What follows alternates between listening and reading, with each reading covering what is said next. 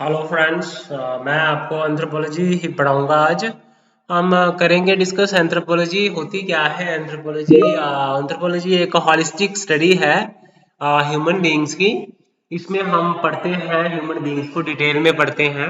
उसके हम biological characteristics हम पढ़ते हैं। हम सोशो कल्चरल कैरेक्टरिस्टिक्स भी हम एंथ्रोपोलॉजी के हम पढ़ते हैं।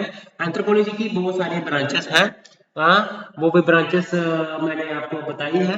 तो सोशियो कल्चरल एंथ्रोपोलॉजी है, फिजिकल एंथ्रोपोलॉजी है, बायोलॉजिकल एंथ्रोपोलॉजी है, लिंग्विस्टिक एंथ्रोपोलॉजी है। बायोलॉजी एंथ्रोपोलॉजी का अदर डिसिप्लिन्स के साथ बहुत ज्यादा गहरा रिलेशन है। तो सोशल साइंसेस के साथ रिलेशन है। तो एंथ्रोपोलॉजी जैसे हिस्ट्री है, हम हिस्ट्री में एंशिएंट पास्ट कल्चर को अंडरस्टैंड करते हैं। तो एंथ्रोपोलॉजी में हम सिर्फ पास्ट कल्चर के साथ साथ हम प्री हिस्टोरिक कल्चर को भी अंडरस्टैंड करते हैं। सोशियोलॉजी में हम सोसाइटी को स्ट्रक्चर को अंडरस्टैंड करते हैं, बट एंथ्रोपोलॉजी में हम सोसाइटी भी पढ़ते हैं, बायोलॉजिकल एस्पेक्ट्स भी हम एंथ्रोपोलॉजी में कवर करते हैं।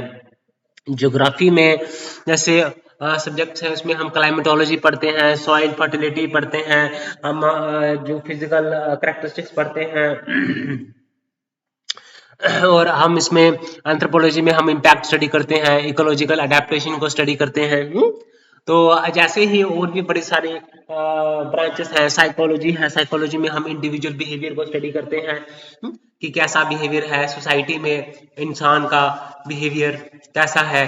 तो एंथ्रोपोलॉजी में हम बिहेवियर को स्टडी करते हैं, हम इंडिविजुअल के बिहेवियर, ग्रुप के बिहेवियर को स्टडी करते हैं, जैसे कि हम सोशियोलॉजी में करते हैं। ये एंथ्रोपोलॉजी, ये साइकोलॉजी है।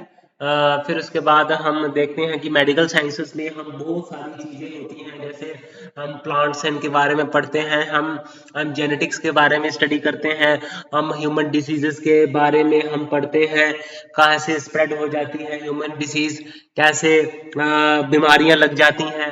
जेनेटिक्स को स्टडी करते हैं हम, जेनेटिक्स का रोल क्या है, सोशियो कल्चरल फैक्टर्स क्या है, जो कि बायोजेनेटिक वेरिएबिलिटी क्या है, बायोलॉजिकल फैक्टर्स क्या हैं, कल्चरल फैक्टर्स क्या हैं, है ना, वो हम स्टडी करते हैं। हम तो फॉसिल्स को स्टडी करते हैं, हम इंडिया में फॉसिल जो रिमेन्स हैं हम उनको स्टडी करते हैं। हम जैसे फॉसिल रिमेन्स हमें जो मिले हैं पुराने प्री प्लीस्टोसिन इपोच को, हम मैंने बताया कि 7 इपोच होते हैं। तो वो 7 इपोच आपने पढ़ लेने हैं, जैसे Palaeocene, Eocene, Oligocene, Miocene. Okay. तो प्लायोसीन, प्लिस्टोसीन, होलोसीन, ये सारे इपोच हैं। तो इन इपोचेस में किसी मैमल्स बने, मैमल्स का ओरिजिनेशन हुआ, डायनासोर्स का ओरिजिनेशन हुआ, प्राइमेट्स का ओरिजिनेशन हुआ। अर्लियर प्राइमेट्स आए, लोअर प्राइमेट्स आए पहले, फिर हायर प्राइमेट्स आए, एंथ्रोपॉइड्स हमने पढ़ा, है ना। फिर old world monkey, new world monkey को हमने डिस्कस करा है, डिटेल में अंडरस्टैंड किया है। हमने जो जो हायर लोअर एप्स हैं, हायर एप्स हैं, लोअर एप्स में क्या है, हायर एप्स में हमने देखा कि गिबॉन्स है, ओरंगुटन्स है, चिंपांजी है, गुरिल्ला है। तो ह्यूमंस भी एक प्राइमेट्स है, ऑर्डर प्राइमेट है। हम इसके बिहेवियर को अंडरस्टैंड करते हैं। वो बच्चों को ज्यादा समय तक अपने पास रखती है मदर। मेल मेंबर होता है, वो हंटिंग करता है, गैदरिंग कसरतों में शिकार करता है और फूड कलेक्शन करता है। तो हम पहले प्रिमिटिव इकोनॉमी में रह रहे थे, तो कोई ऐसा पॉलिटिकल सिस्टम नहीं था, कोई ऐसा मैरिज सिस्टम नहीं था। फिर धीरे धीरे हमें कल्चर्स का जो एवोल्यूशन हम स्टडी किया, हमने देखा कि कैसे डिफरेंट पैलोलिथिक, मेसोलिथिक, नियोलिथिक आए, बड़े बड़े चॉपिंग टूल्स का इस्तेमाल होता था। फिर टूल्स स्मॉल साइज के हो गए, अब फ्लेक्स टूल्स का इस्तेमाल किया जाने लगा। उसके बाद हमने देखा कि क्या बोलते हैं उसको, ब्लेड के टूल्स बने होते थे, थोड़े से टूल्स जो है वो स्मूथ नहीं वो हो गए, थोड़े से आगे से नुकीले टूल्स का इस्तेमाल करता था। एंसेस्टर्स।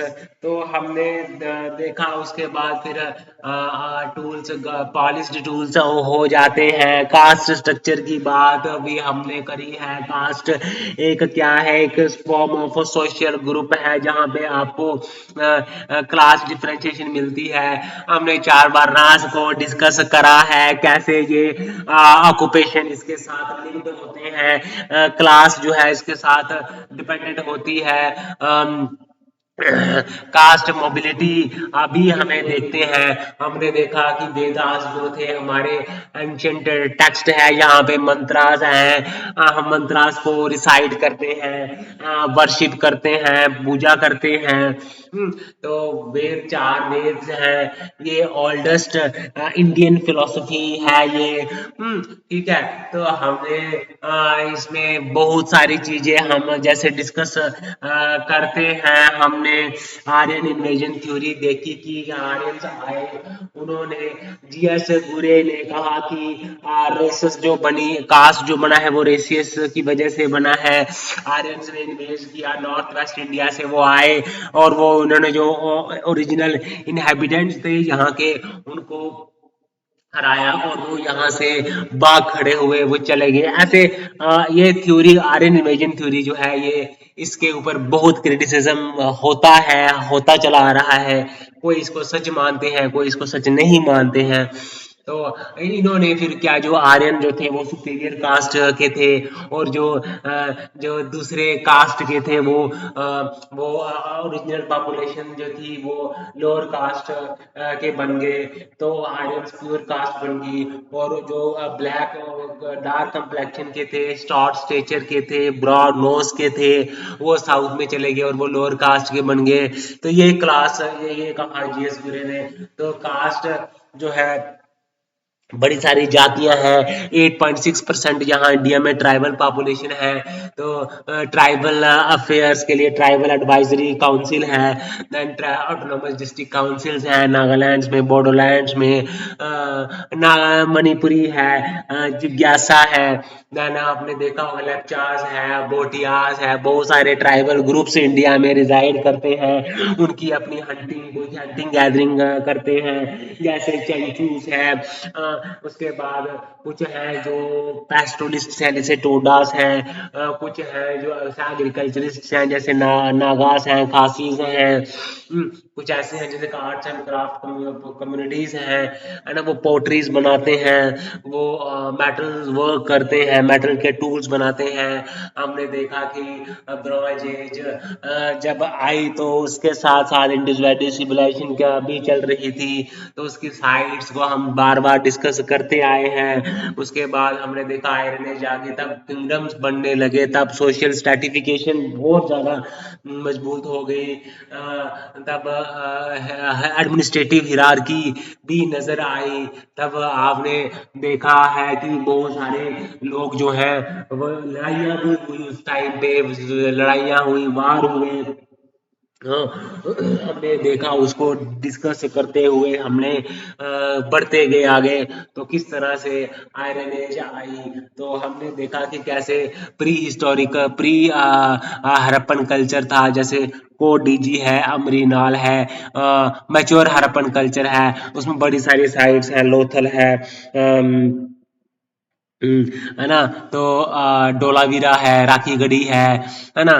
तो हड़प्पा है, मोहनजोदाड़ो है। फिर लेट हड़प्पन कल्चर में फेसेस में आते हैं, तो वहां पे आप तो देख लोगे कि वहां पे फ्लड्स आ गए, वहां पे आर्यन ने अटैक कर दिया, तो तहस नहस हो गया। अर्बन लाइफ जो थी वो टोटली जो है वो डिस्ट्रॉय हो गई। फिर से आयरन एज जब आई तो तभी हम कहते हैं कि रूरल लाइफ फिर से स्टार्ट हो गई। एमरजेंस ऑफ विलेजेस हमें देखें, सैटेलाइट लाइफ भी हुई एग्रीकल्चर के आने से। बहुत सारी न्यूलिथिक पीरियड में बहुत सारा कांड, बहुत सारा एग्रीकल्चर पे काम हुआ, एमरजेंस हुआ एग्रीकल्चर का। तो टूल्स जो थे, सिकल्स का इस्तेमाल हुआ, एक्से का इस्तेमाल हुआ, एग्जे का इस्तेमाल हुआ, है ना। तो हमने देखा होगा कि जो पैलेंथिक पीरियड है वो एबीपीलियन एचुलियन स्टोन टूल इंडस्ट्री से बिलोंग करती है। जो मेसोलिथिक पीरियड है वो मोस्टिलियन स्टोन टूल इंडस्ट्री से बिलोंग करती है। और जो नोलिथिक टाइम पीरियड है वो ग्रीक मैगडालियन स्टोन कल्चर उसमें हम डिपिक्ट करते हैं। वहाँ पे आप टूल्स जो थे आप देखोगे पॉलिश्ड टूल्स आपको दिखते हैं, मैक्रोलिथिक पीरियड में माइक्रो टूल्स मिलते हैं, स्मॉल टूल्स मिलते हैं, जिसकी वजह से वो क्या करते थे, डोमेस्टिकेशन भी की उन्होंने एनिमल्स की, जैसे डॉग है, शीप है, गोट है, कैटल्स को उन्होंने डोमेस्टिकेट किया और वहां से फूड प्रोड्यूस किया।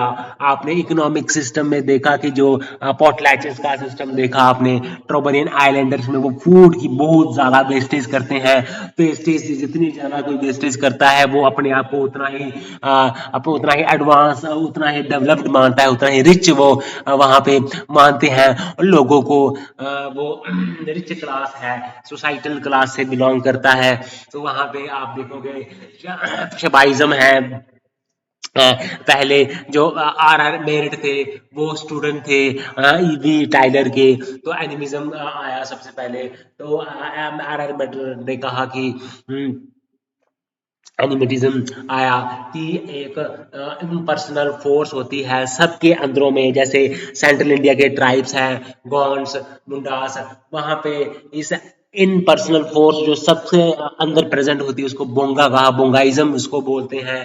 तो इसमें अब ये जो इंटरपर्सनल पावर है ये डिफर करती है लोगों के बीच में, बंदरों के बीच में डिफर करती है। तो आप देखोगे, अब मैं पढ़ा रहा हूँ आपको, 100 बच्चों की क्लास को मैं पढ़ा रहा हूँ, मैं वो आपसे डर नहीं रहा हूँ, मैं कॉन्फिडेंट हूँ, मैं मस्ती से आपको आपको आइज में आइज डालकर मैं देख रहा हूँ। आपको पढ़ना है, अंडरस्टैंड करना है, एक्सप्लेन करना है चीज़ों को, तो आप ये देखोगे कि क्या है ये डिफरेंट जो कल्चर्स हमने देखे हैं। तो रिलीजियस बिलीफ की बात करें तो ये रिलीजियस बिलीफ पहले मैजिक आया है ना, एवोल्यूशन, क्लासिकल एवोल्यूशनिज्म कहते हैं कि ऐसे कल्चर को अलग अलग स्टेजेस से पास करना पड़ा, तब वो जाके आज की जो कल्चर है वो हम आज की स्टेट में देखते हैं। डिविजनिज्म ने कुछ और कहा, अलग अलग स्कॉलर्स हैं, है ना। डी एन मजुमदार ने बुक्स लिखी, caste and race of modern India, demographic, हमने देखा caste and race in India वो हमने पढ़ा, है ना। तो ये ट्राइबल कल्चर ऑफ इंडिया ये हमने बुक लिखी। इसके बाद कुक्स ऑफ साउथ इंडिया पढ़े, एम एन श्रीनिवासन ने, एस सी रॉय ने, और वांस मुंडास को पढ़ा, मुरुआ एंड देयर बोतून हमने बुक लिखी। इसमें ये जो था प्रोविजंस ऑफ द नीफा, ये एडवर्ड टाइलर ने ये बुक लिखी थी। इन्होंने कहा कि ट्राइब्स जो है उनको हमें आइसोलेशन में रखना चाहिए। आप देखोगे कि आउट ऑफ अफ्रीका थ्योरी हमने पढ़ी, रीजनल कॉन्टिन्यूटी थ्योरी हमने पढ़ी। रीजनल कॉन्टिन्यूटी थ्योरी ये कहती है कि होमो इरेक्टस जो अफ्रीका में जन्मा वो पूरे वर्ल्ड में फैल गया, और फिर वहां पे जाके वो एमरजेंस उसमें होमोसैपियंस में हो गया अलग अलग रीजन्स में। तो ये थी रीजनल कॉन्टिन्यूटी मॉडल। उसके बाद आउट ऑफ अफ्रीका थ्योरी है, इसमें पार्शियल रिप्लेसमेंट थ्योरी है, कंप्लीट रिप्लेसमेंट मॉडल है। कंप्लीट रिप्लेसमेंट मॉडल ये कहता है कि अफ्रीका में जो होमोसैपियंस थे वो अफ्रीका में से यूरोप में गए, अमेरिका में गए, वो एशिया में आए, और जो वहाँ की जो एग्जिस्टिंग जो भी ट्रांजिशनल फॉर्म्स वहाँ पे प्रेजेंट थी उनको उन्होंने कम्प्लीटली जो है वो रिप्लेस कर दिया। ये कहती है कंप्लीटली रिप्लेसमेंट मॉडल। अब पार्शियल रिप्लेसमेंट मॉडल मैं आपको बता रहा हूँ बच्चों, लड़कियां एंड लड़की, तो ये सुनो आप ध्यान से, आपको अंडरस्टैंडिंग होने वाली है इससे। तो ये मैं थॉट्स अपने दिमाग के अंदर से जो जितने भी हैं वो बाहर निकालना बहुत जरूरी है, तभी जो है आपकी डेवलपमेंट होगी, आपकी ग्रोथ होगी, आपकी ओरिजिनेशन होगी। तो गाइस आप ये देखते हैं कि कैसे जो है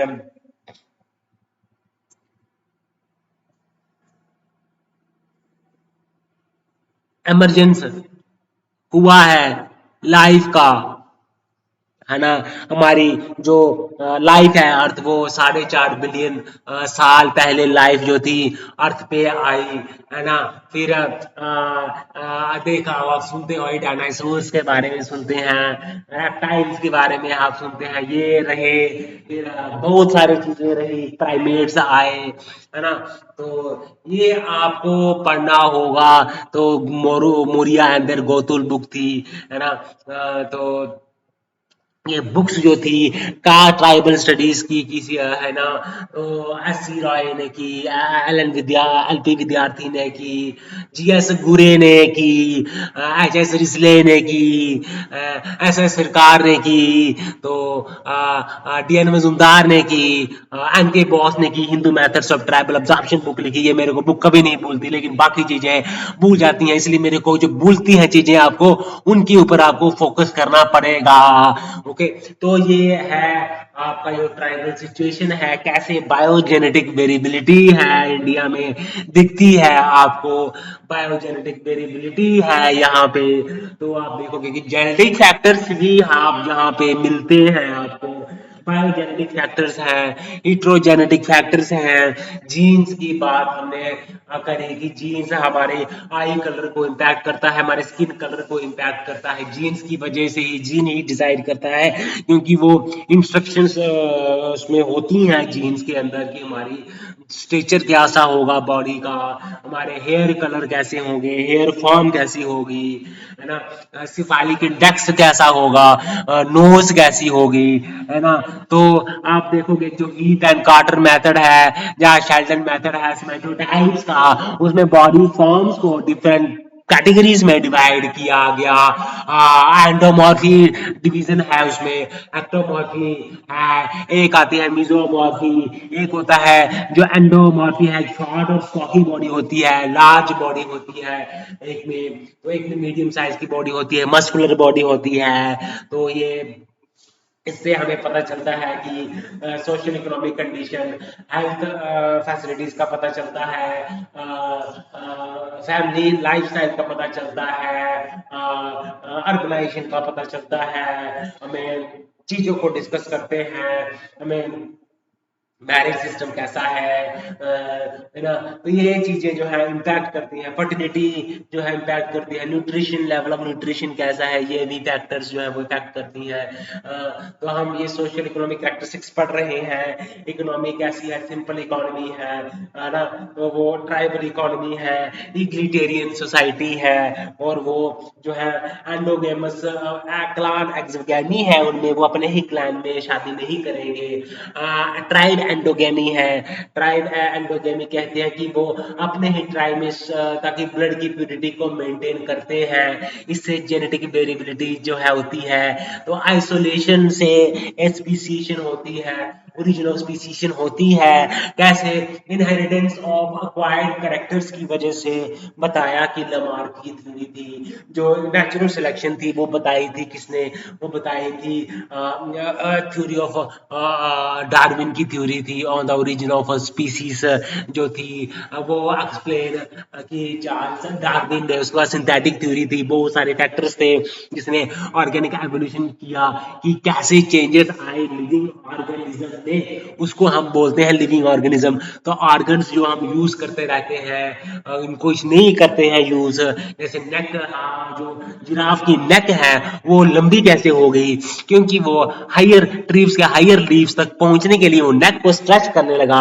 ऑर्गन्स को ज्यादा से ज्यादा इस्तेमाल करने लगा, तो उससे क्या हो गया, वो उसमें यूज यूज की वजह से यूज एंड डिसयूज का इसमें लॉजिक लगता है ना। तो आप देखोगे कि हमने इवोल्यूशनरी बायोलॉजी भी पढ़ते हैं, एवोल्यूशनरी बायोलॉजी क्या है ना। देखो इसमें मोसाइक एवोल्यूशन है, मोसाइक एवोल्यूशन होता है कि डिफरेंट जो बॉडी के ऑर्गन्स होते हैं वो डिफरेंट पेस के साथ ग्रो करते हैं, आगे पता है मेरे को, आपको पता है, आगे मैंने बताया है अडेप्टिव रेडिएशन होता है कि एक सिंगल स्पीसीज जो है डिफरेंट स्पीसीज में बहुत सारी स्पीसीज फॉर्म में कन्वर्ट हो जाती है।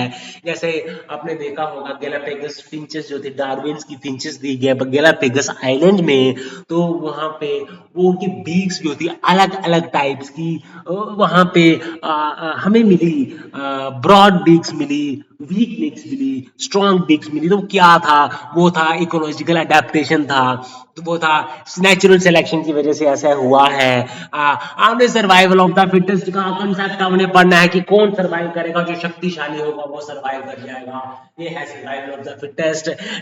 आइसोलेशन क्या है, जब एक पॉपुलेशन ग्रुप जो है वो आइलैंड से या ज्योग्राफिकल बाउंड्री से आइसोलेट है, तो जब वो अपने आप में मीटिंग करता है अपने ही ग्रुप मेंबर्स के साथ, तो क्या होता है कि एक स्पीसीशन बनती है, न्यू स्पीसीज ओरिजिनेशन हो जाती है। तो इससे भी जो ऑर्गेनिक एवोल्यूशन होती है। इनब्रीडिंग क्या है, जो है ड्रॉबैक्स क्या है इनब्रीडिंग के। इनब्रीडिंग के ड्रॉबैक्स बेटा बहुत सारे हैं, क्योंकि इनब्रीडिंग जब होगी, जब हम अपने क्रॉस कजन मैरिजेस जब होंगी, अपने ही रिलेटिव में मैरिज करेंगी, तो जेनेटिक वेरिएबिलिटी नहीं आएगी, तो बड़े सारे जेनेटिक डिसऑर्डर्स भी हो सकते हैं बेटा।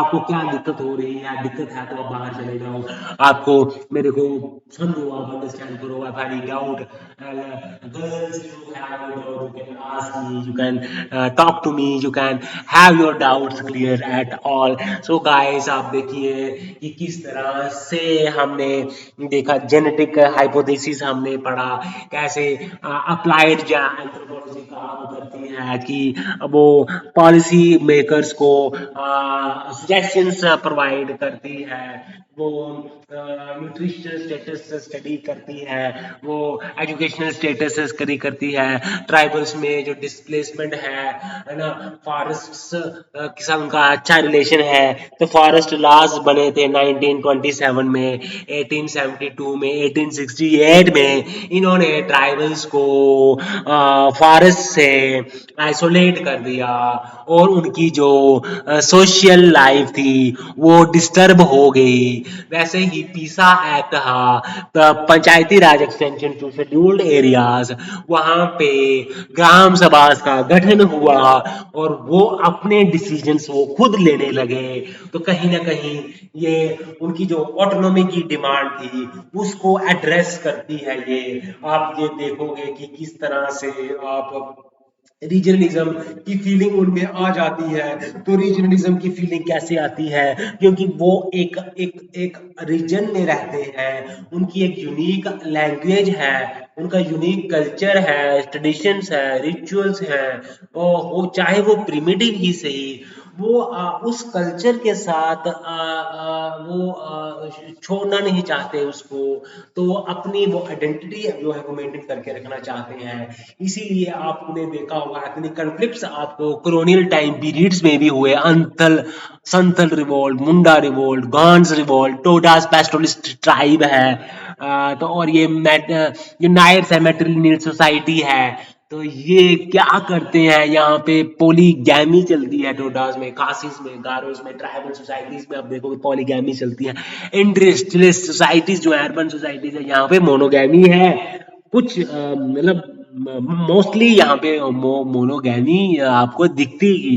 तो आप देखते हैं कि कैसे आप भगवान को किसने बनाया, भगवान ने अगर ये सारा इतना कुछ बैलेंस्ड है पूरे विश्व में, है ना, तो कोई फोर्स तो है जो इसको कंट्रोल कर रही है। ठीक है, कुछ लोग उसको गॉड मानते हैं, कुछ उसको नेचर नेचर मानते हैं। तो यही है एंथ्रोपोलॉजी में, हम इसको डिस्कस करते रहते हैं। हमने देखा कि कैसे रेसेस के बारे में बताया, मोगलोइड्स वहां पे रहते हैं, लॉन्ग हेयर है उनके, येलो स्किल्ड हैं, शॉर्ट स्टेचर के हैं, ओके, एपिकांथिक फोल्ड है उनकी आईज में, जो सेंट्रल इंडियन ट्राइब्स है शॉर्ट स्टेचर के हैं, डार्क कंप्लेक्शन है उनका, है ना, ब्रॉड नॉस है उनकी। जो नॉर्थ इंडिया के ट्राइब्स हैं, नॉर्डिक हैं जैसे, वो फेयर कंप्लेक्शन है उनकी, लॉन्ग स्टेचर है उनका, और वो बहुत सारे काम करते हैं। उसके बाद क्या है, वेस्टर्न ब्लैचिस हेफल्स हैं, स्काइथियंस हैं जो गुजरात में और महाराष्ट्र में रहते हैं, है ना।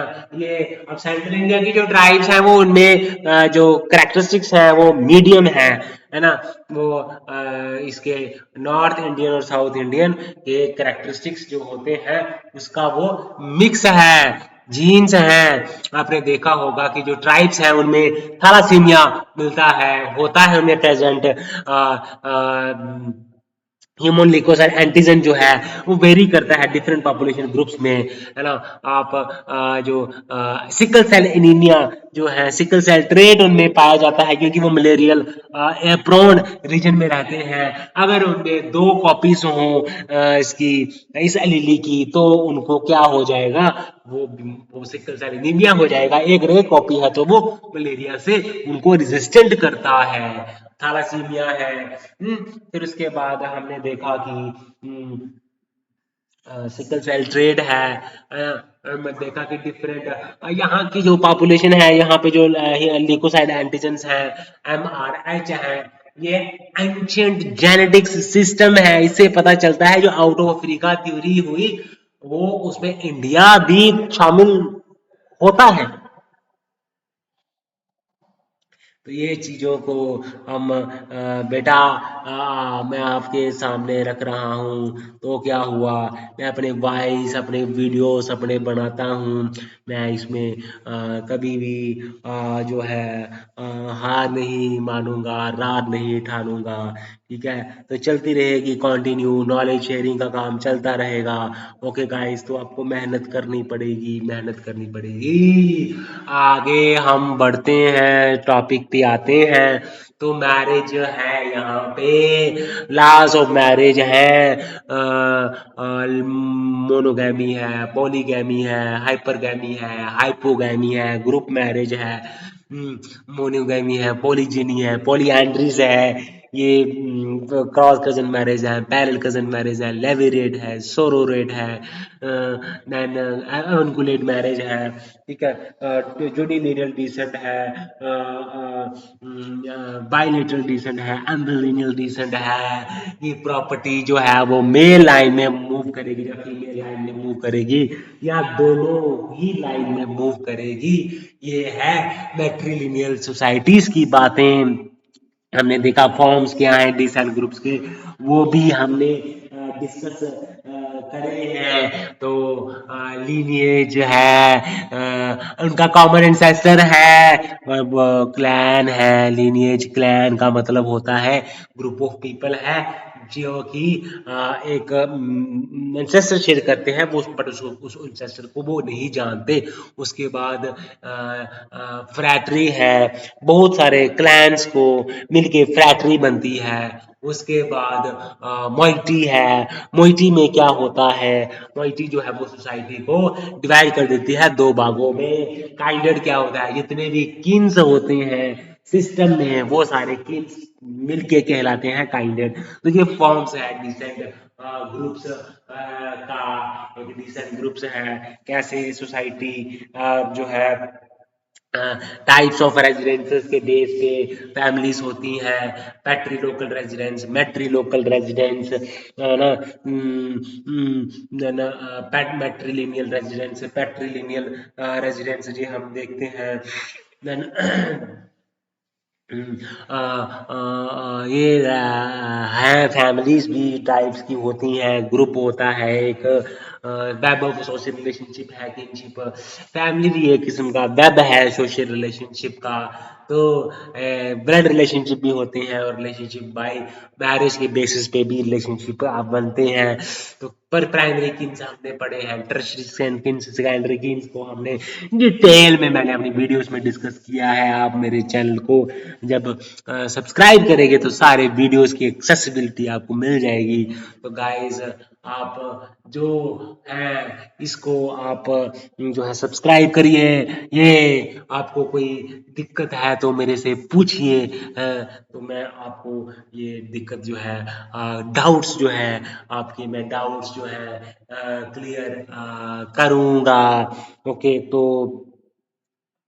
इनके लिए हमने जो है हमने सोसाइटीज हमने पढ़ी है, हमने जो मैरिजेस हैं, क्या एक ग्रुप है जिसमें इकोनॉमिक पार्टिसिपेशन होती है सभी मेंबर्स की, बायोलॉजिकल रिप्रोडक्शन होती है, उसमें एक कॉमन रेजिडेंस होता है और सभी जो है इकोनॉमिक कॉपरेशन वहाँ पे मिलती है आपको। फैमिली में बहुत सारी कैरेक्टरिस्टिक्स हैं, ऐसे ही मैरिज की फीचर्स हैं। तो बहुत ग्लोबलाइजेशन का ट्राइबल सोसाइटीज के ऊपर असर पड़ा है, वेस्टर्नाइजेशन संस्कृताइजेशन का कॉन्सेप्ट दिया था मैन श्रीनिवासन ने, D N Majumdar, S C Roy, Leela Dubey, Ananta Krishna Iyer ने डिपार्टमेंट ऑफ एंथ्रोपोलॉजी सेटअप किया था कलकत्ता यूनिवर्सिटी में। तो एच डी क्रॉपर्ड ब्रूस फूटे हैं, एच डी संकालिया है, अरुण सोनकिया है, इनको ने आर्कियोलॉजिकल एंथ्रोपोलॉजी में अपना योगदान दिया है।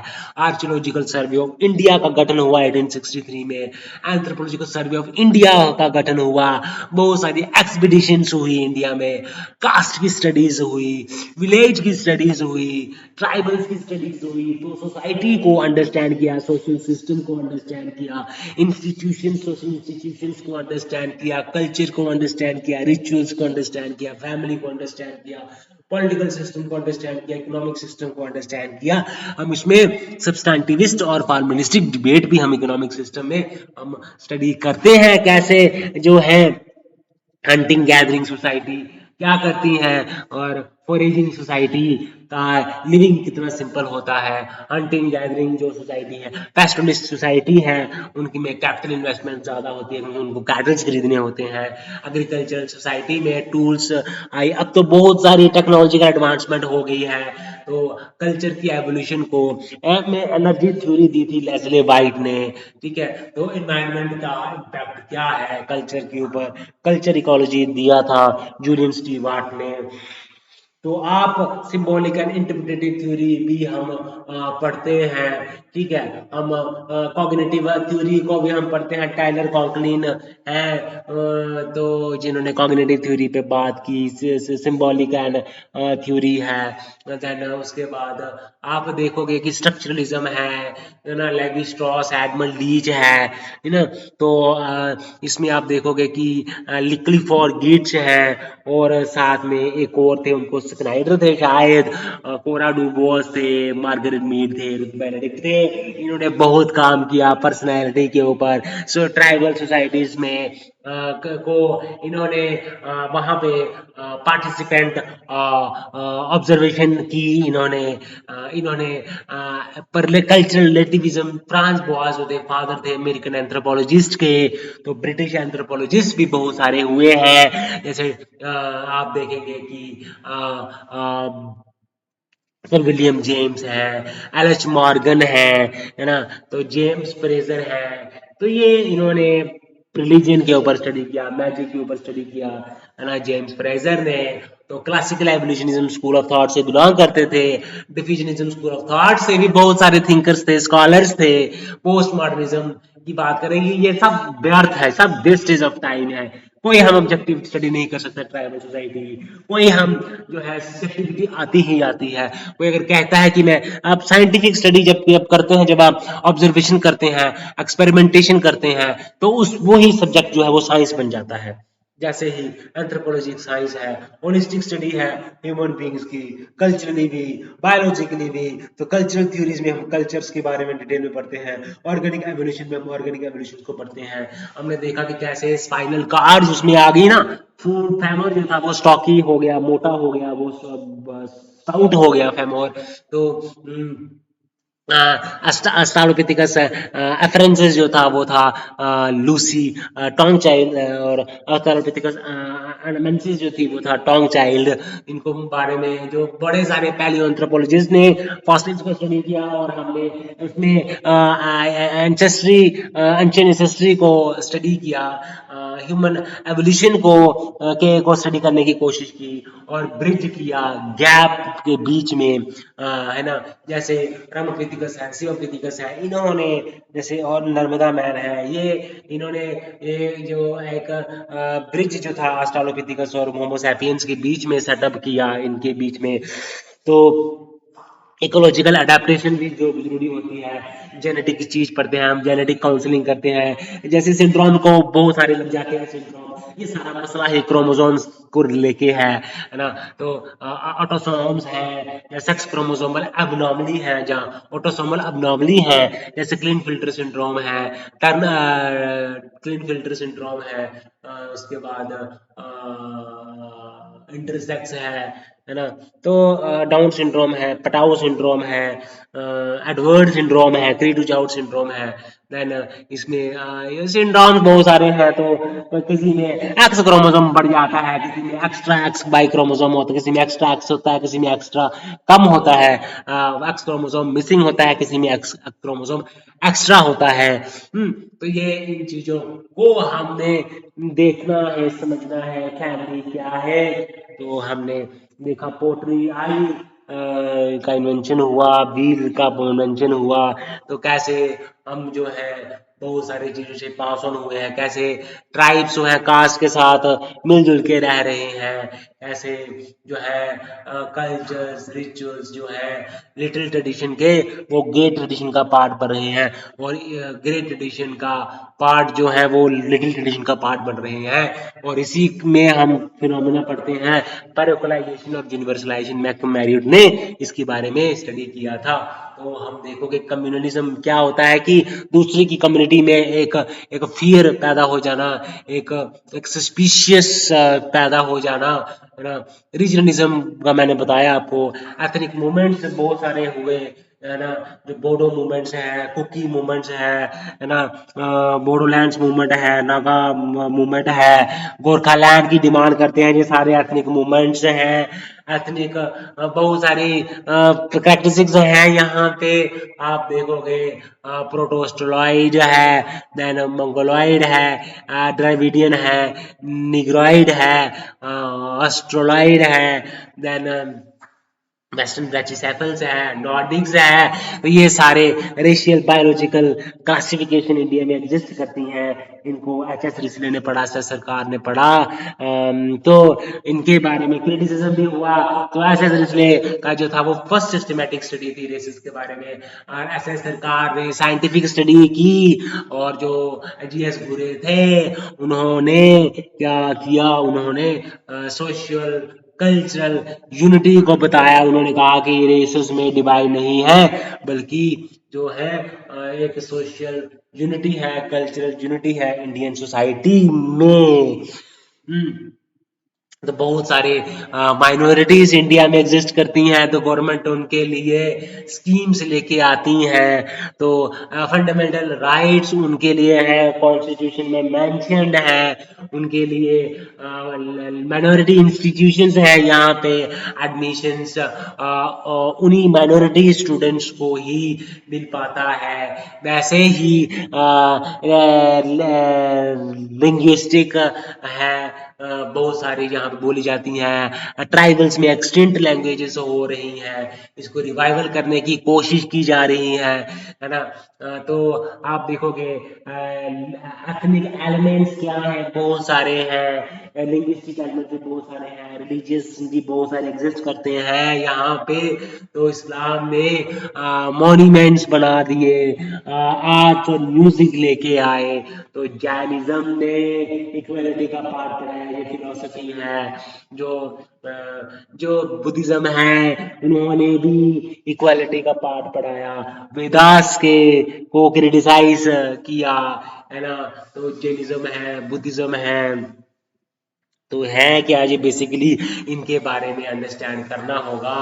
तो इनका इम्पैक्ट क्या हुआ इंडियन सोसाइटी में, कन्वर्ट्स किए इन्होंने, चर्चेस बनाई, एजुकेशन इंस्टीट्यूशंस खोले, हॉस्पिटल्स खोले इन्होंने।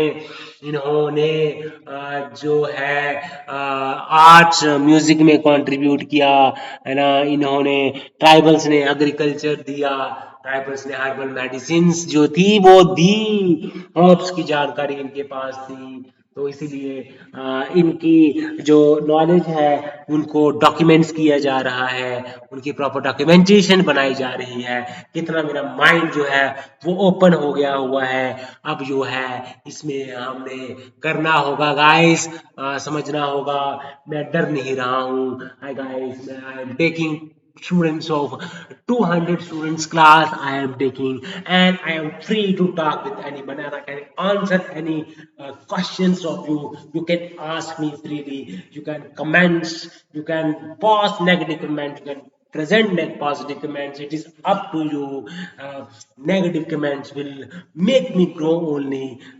Positive effects, I am neutral towards the positive comments. That is the philosophy of growing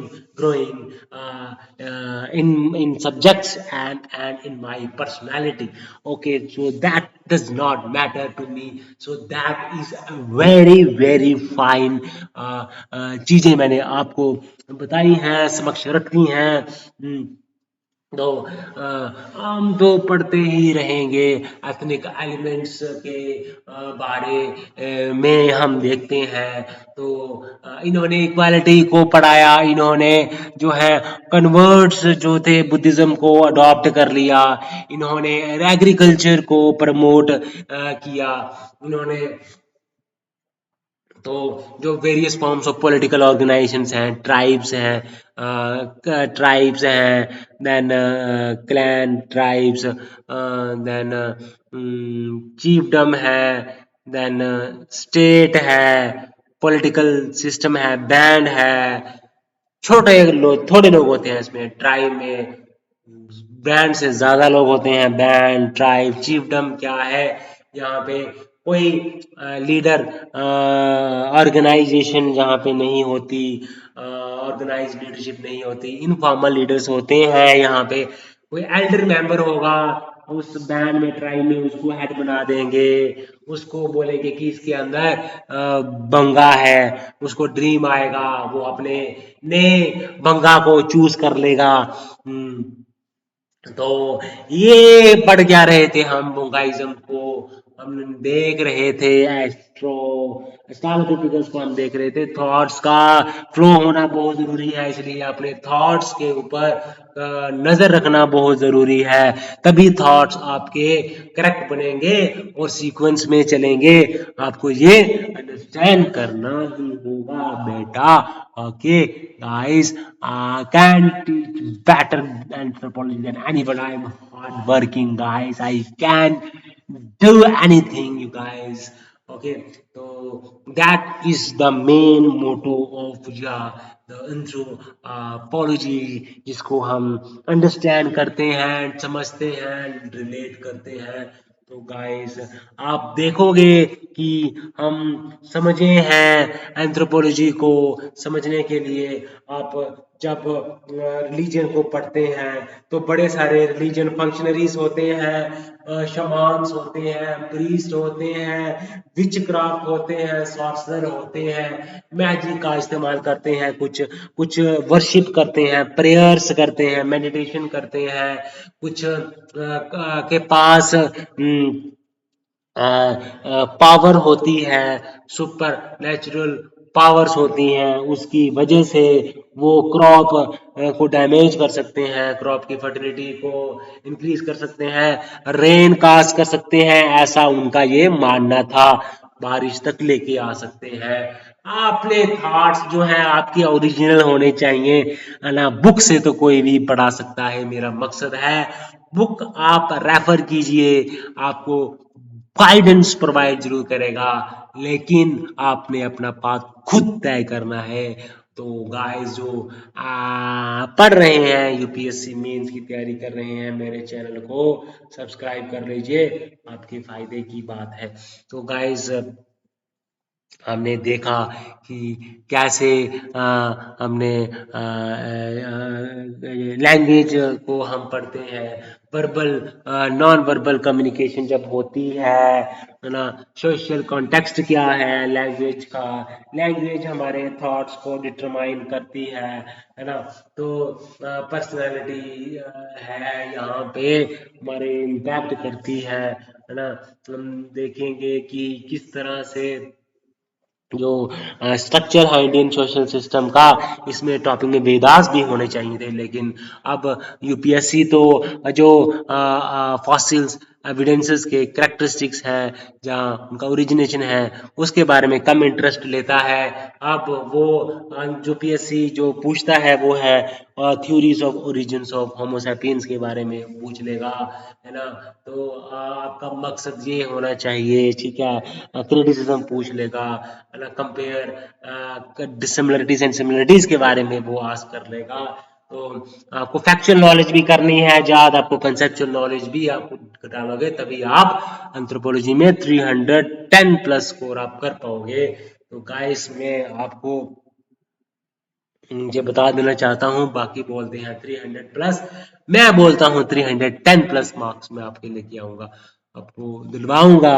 आपका काम है मेरे को फॉलो करते जाइए। मैं अभी बुक्स एनालिसिस करने वाला हूँ वीडियोस में, टॉपिक्स बुक से रीड करके आपको एक्सप्लेन करूंगा, एंथ्रोपोलॉजी की वास्ट नॉलेज मैं आपके सामने रखूंगा। लर्निंग एटीट्यूड हो इंसान में तो वो हमेशा ग्रो करता ही करता है। तो आप देखो कि जो वह सारे आश्रम है यहाँ पे, तो लाइफ ह्यूमन बीइंग को डिफरेंट आश्रम्स में रहना पड़ता है, उसको जंगल्स में रहना पड़ता है, मटेरियलिस्टिक लाइफ का वो करना होता है, वो टीचिंग गुरु के पास रहता है, वो मोक्ष जंगल में जाके मोक्ष की प्राप्ति करता है, मेडिटेशन करता है। गोल्स हैं ह्यूमन लाइफ के, गोल्स हमें सबको करने चाहिए, पुरुषार्थ, धर्म, अर्थ, काम, मोक्ष। अब धर्म क्या है, हमारा क्या हमारे लिए राइट है और रॉन्ग है। अर्थ का मतलब है कि आप मटेरियलिस्टिक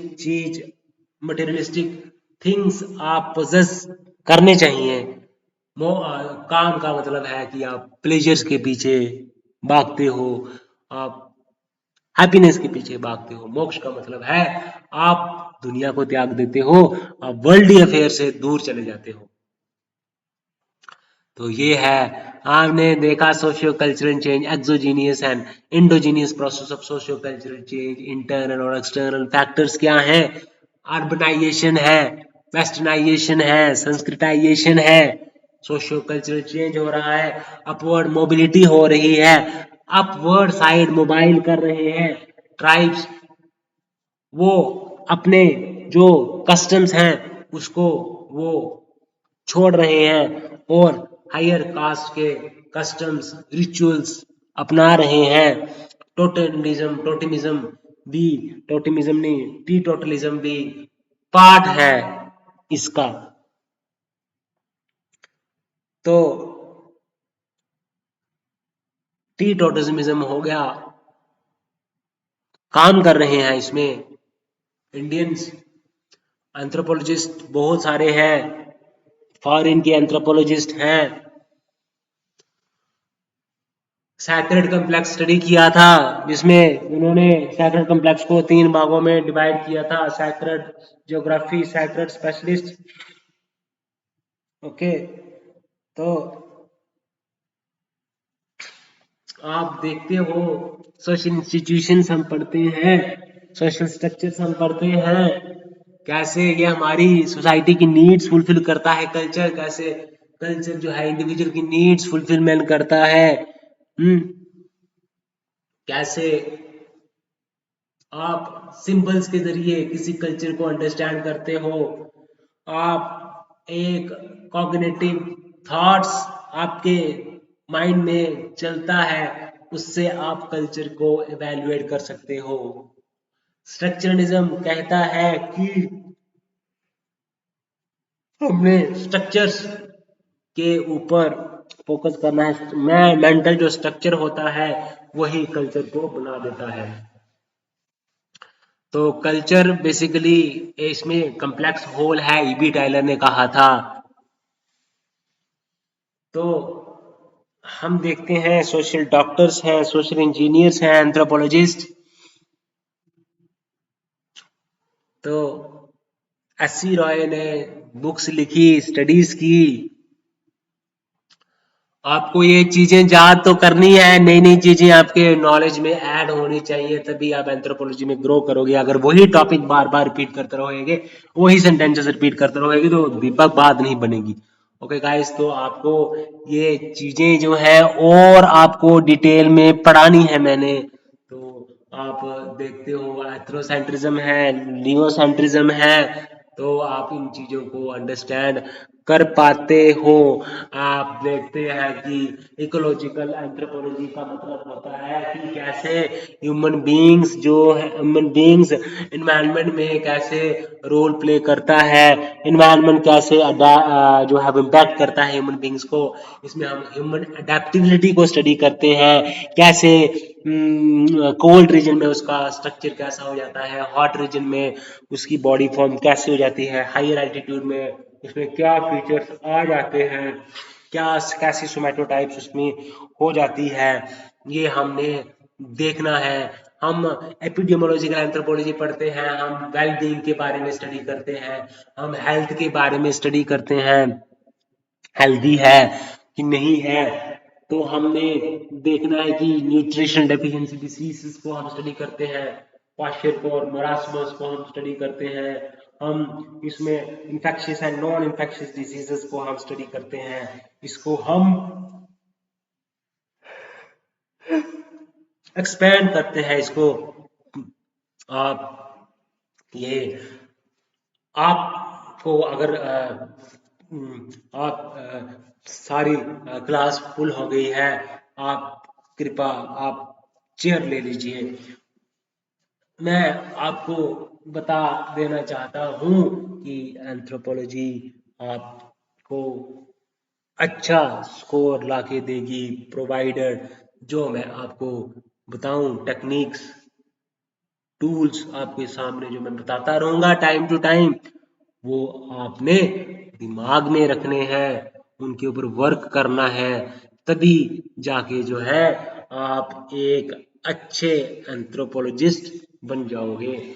हाँ, एक बात और है, आपने डिटेल में भी नहीं जाना है इतनी, आपको उतना ही पढ़ना है जितना रिक्वायर्ड है। ओके, और आई थिंक जो मैं पढ़ा रहा हूँ that is sufficient enough to qualify good marks in anthropology.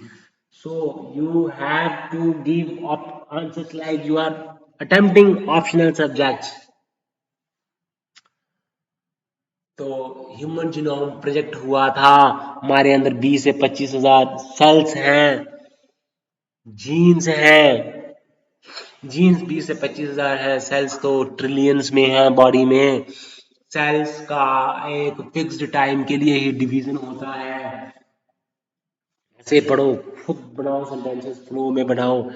तो फ्री रेडिकल थ्योरी कहती है कि हमें एजिंग होती है, माइटोकॉन्ड्रियल थ्योरी कहती है कि माइटोकॉन्ड्रियल वीर एंड टीयर होता है, टेलोमेयर थ्योरी कहती है कि जो टिप्स होता है क्रोमोसोम्स का वो शॉर्टन हो जाता है। ये है एजिंग की थ्योरीज।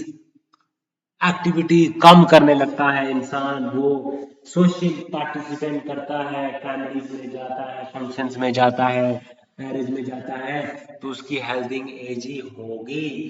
तो आपने इसको समझना है कि क्या हम पढ़ रहे हैं,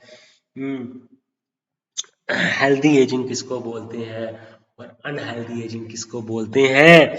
तो ये थ्योरीज हैं, कल्चरल थ्योरीज भी हैं।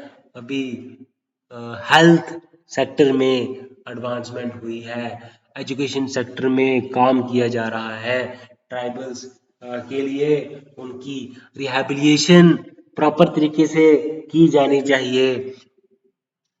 पहले क्या होता था, ट्राइबल्स को मनी लेंडर्स से या जमींदार से उधार लेना होता था और अपनी जमीन वो गिरवी रख सकता था उनके पास में। तो लैंड और जमींदार इंटरेस्ट रेट इतना हाई रखते थे कि जो होता था मेंबर सोसाइटी का, वो कभी भी उस लोन से मुक्त नहीं हो पाता था।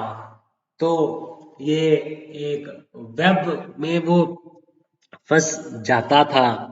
तो ये गवर्नमेंट ने एबोलिशन किया जमींदारी सिस्टम को, है ना। तो आप देखते हैं कि अंडरस्टैंडिंग की बहुत बड़ी चीज होती है। जब तक टॉपिक आपको अंडरस्टैंड नहीं हुआ तब तक आप अगले टॉपिक पे प्रोसीड मत करिए। मैं आपको लिख के दे रहा हूँ। ओके गाइस, तो इन चीजों को अंडरस्टैंड करना है बेटा। तो आई बात समझ में मैं क्या बता रहा हूँ क्या है। तो हेल्थ एपिडेमियोलॉजिकल एंथ्रोपोलॉजी में हम ट्राइबल्स के हेल्थ को स्टडी करते हैं। हम हेल्थ प्रोग्राम्स क्या हैं इंडियन पॉपुलेशन के लिए, उनको हम स्टडी करते हैं। ट्राइबल पॉपुलेशन की डिस्ट्रीब्यूशन कहाँ कहाँ है उनको हम स्टडी करते हैं। उनमें सोशल कैरेक्टरिस्टिक्स कौन कौन सी हैं, इकोनॉमिक कैरेक्टरिस्टिक्स कौन कौन सी हैं, उनको हम स्टडी करते हैं।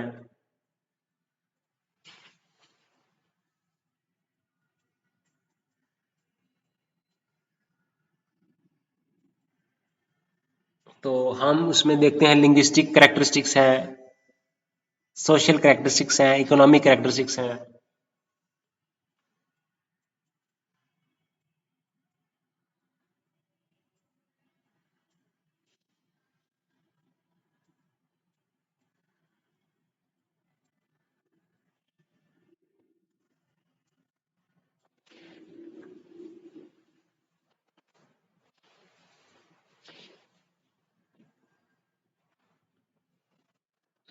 तो ये एस्पेक्ट्स जो हैं ये स्टडी करने हैं।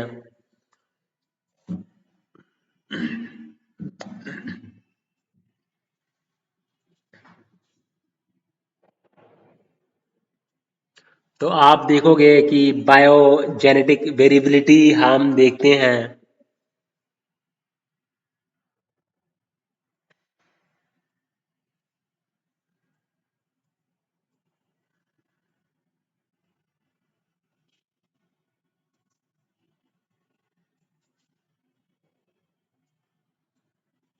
तो हम देखोगे कि क्या है बायोजेनेटिक वेरिएबिलिटी कहाँ कहाँ है।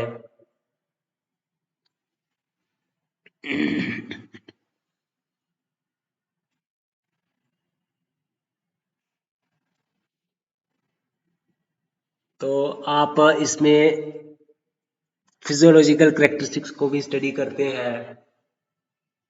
ट्राइबल सिचुएशन भी हमने स्टडी की। अब एथनिक कॉन्फ्लिक्ट्स जो होते हैं वो भी होते हैं इसमें। ट्राइबल्स को समझना है, अंडरस्टैंड करना है। आपको करंट स्टडीज करनी पड़ेगी, मुझे भी करनी पड़ेगी। मैं आपके लिए स्टडी करूंगा, 10-10 घंटे आपके लिए पढ़ूंगा, तब जाके मैं एक एंथ्रोपोलॉजिकल एक्सपर्ट बनूंगा और आपको समझाने के लिए तैयार हो जाऊंगा। गाइस, इन चीजों को अंडरस्टैंड करने के लिए, समझने के लिए you have to go detail into the topics. जैसे इरूलास हैं, पनियंस हैं, बिल्स हैं, गरासिया हैं, गुजर्स हैं, लेप्चास हैं, बोटियास हैं, थारूस हैं, देन गारो है, नागास है, मिजो है, कुकी है, गॉन्स हैं, संतल्स हैं, ओरवान्स हैं, मुंडास हैं,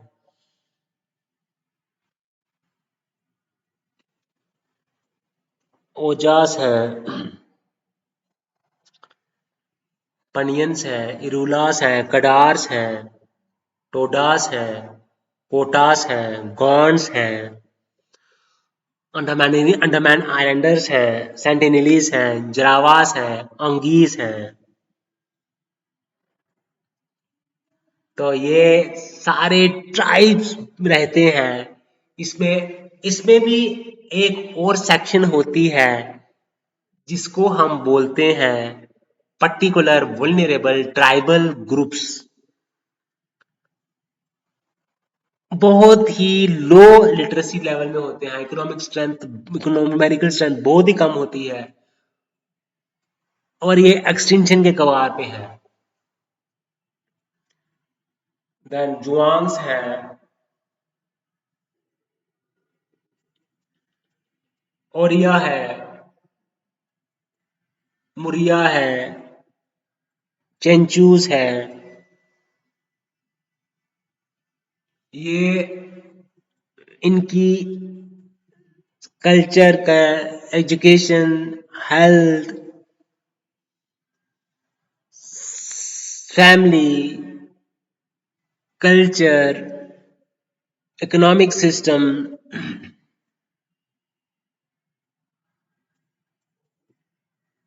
तो that was discussed by me in this video. Guys इस वीडियो में हम इतना ही रखेंगे, तो नेक्स्ट वीडियो में मैं आपके सामने एंथ्रोपोलॉजी के बारे में जानकारियां दूंगा। मेरा फोकस होगा पेपर 1, पेपर 2 ऑफ एंथ्रोपोलॉजी, कैसे हम ये सब्जेक्ट में एडवांसमेंट कर सकते हैं। ओके गाइस, तो चैनल को लाइक करें, सब्सक्राइब करें और शेयर करें।